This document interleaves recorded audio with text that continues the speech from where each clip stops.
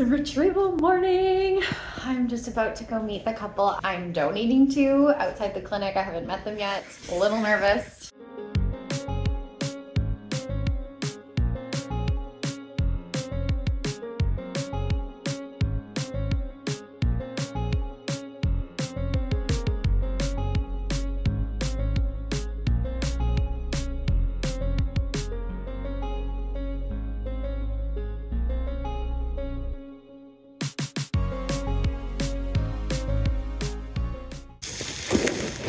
A little nervous. I'm sure I'll be fine. It was nice being able to meet the guys this morning though.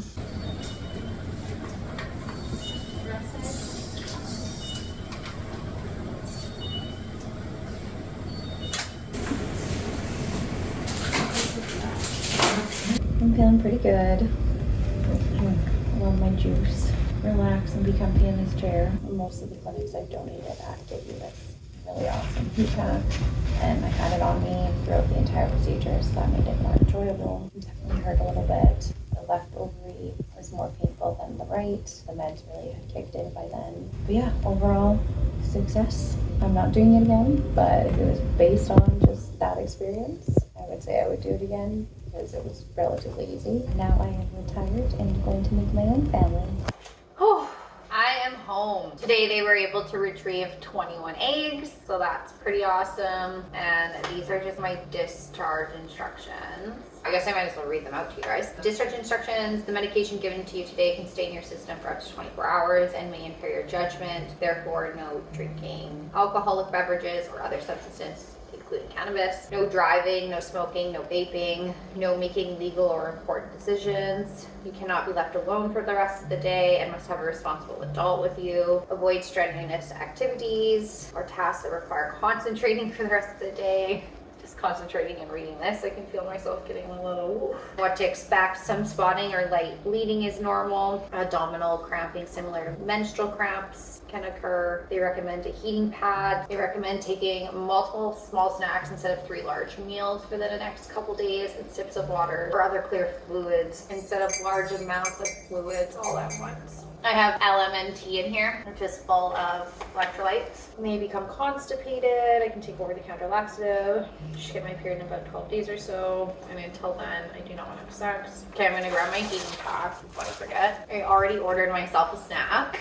I definitely feel a little sore just in here as I walk. It's probably because some of the freezing is wearing off. I'm gonna start gabagoline. They also said it was dioxysex, I'm probably pronouncing that wrong, which is an antibiotic I'm familiar with that I don't recognize though in this pill. That's a totally different med than what I'm thinking of right now. These guys help prevent OHSS. Which I think is interesting that they are giving this to me because we only got 21 eggs. The only other time I was given this medication was when I had 34 eggs retrieved, and I've had a variety of retrieval numbers. 20 is pretty average for me, but the lowest egg count I ever had was 15 eggs, and then the highest being that 34. The last time I donated, there was 22 eggs, so that's 1 more than this time. There was another cycle where there was 19 eggs. I had another cycle where there was 24. So like that 34 is quite a big jump. So always better to prevent things, I guess. At the same time, I'm going to take my T3s that they prescribed. The procedure was at 8:45 this morning, scheduled. Didn't go in until it's probably 9:10, 9:15. So 9:15 went in there, and then we started, got out of there relatively quick. Procedure was done, let's say, I think it was even 9:45 when we had got out of the room. 10 o'clock, I'd have to ask Connor though, because my sense of time is already not good. So that is the medication to help prevent OHSS. She gave me 5 T3s, which should be plenty. When I got up to put my heat pack in that microwave, I could feel the discomfort, soreness starting, which is something I didn't feel walking from the clinic to the car. I mean, I was a little slow just taking it easy, but it wasn't anything I could feel here, and it was probably because I was still frozen pretty good. I'm gonna go get my heat pack, and then I will finish reading my discharge instructions to you. Okay, I am back.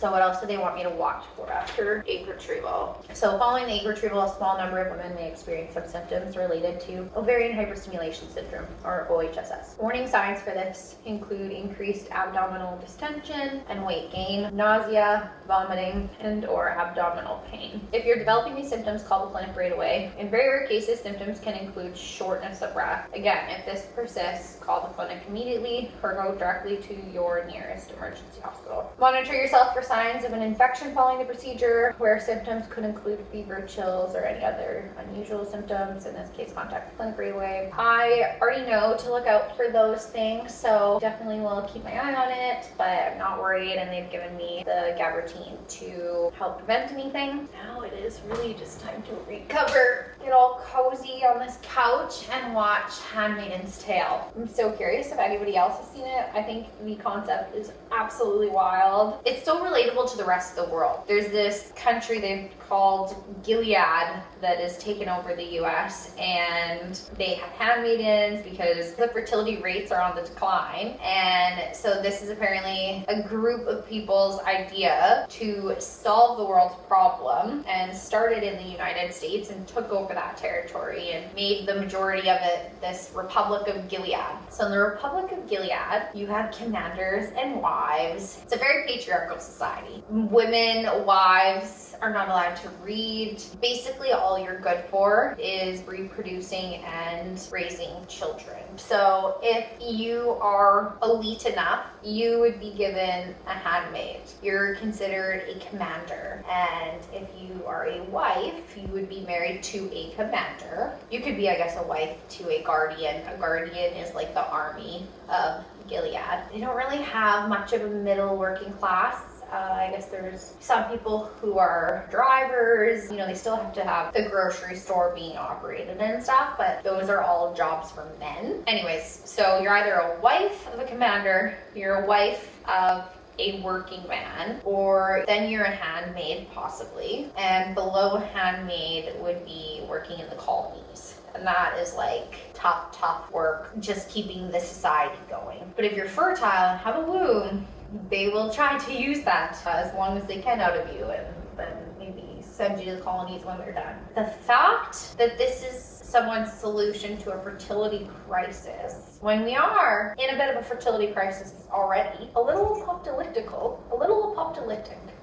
that's the word. It's a little apocalyptic to think of. This show compares Canada, like you get to see the Canadians who, yay, shout out to us in Canada. But, you know, we're always the helpers, right? So take it in refugees, and it's just like seems so real. Anyways, it's just wild to think that something like this could happen. Something like this wouldn't be so far-fetched to happen in the States. Just FYI though, the fertility crisis, as they like to point out in the show, from a science background, has nothing to do with women. It's the sperm rates that we're seeing more of a drastic decline in on an evolutionary scale. And I just cannot wait to see where the show is going to end up.